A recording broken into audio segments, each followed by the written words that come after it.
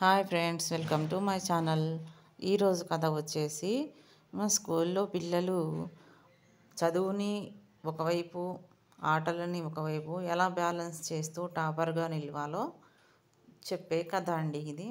మన ఛానల్ని first time చూస్తున్న వాళ్ళైతే సబ్స్క్రైబ్ చేసుకోండి, పక్కనే ఉన్న బెల్ ఐకాన్ని క్లిక్ చేయండి, లైక్ చేయండి, షేర్ చేయండి.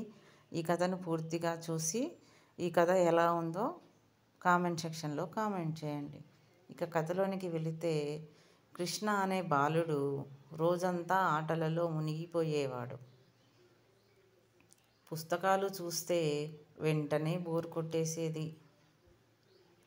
చదువుకోవడం బోరింగ్, ఆడుకోవడం ఫన్ అని అనుకునేవాడు కృష్ణ.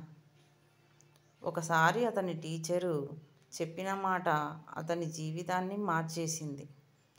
కృష్ణ, ఆటలతో మనం గెలవచ్చు, కానీ జీవితాన్ని గెలవాలంటే చదువు కష్టం, క్రమశిక్షణ అవసరం. ఆ మాట అతని గుండెల్లో మిగిలిపోయింది. ఆ రోజు నుంచి కృష్ణ రోజును 2 భాగాలుగా విభజించాడు. ఉదయం చదువు, సాయంత్రం ఆటలు. ఆ కొత్త అలవాటు అతనిలో విశ్వాసాన్ని నింపింది. మెల్లగా అతను క్రీడాకారుడిగా, చదువులో టాపరుగా మారాడు. కొన్నేళ్ల తర్వాత అతను ఐపీఎస్ ఆఫీసర్ అయ్యాడు. ఆటలు ఆడేవాడు, బాధ్యతలను కూడా నెరవేర్చేవాడు. గ్రామానికి తిరిగి వచ్చినప్పుడు పిల్లలకి ఒకే ఒక మాట చెప్పాడు.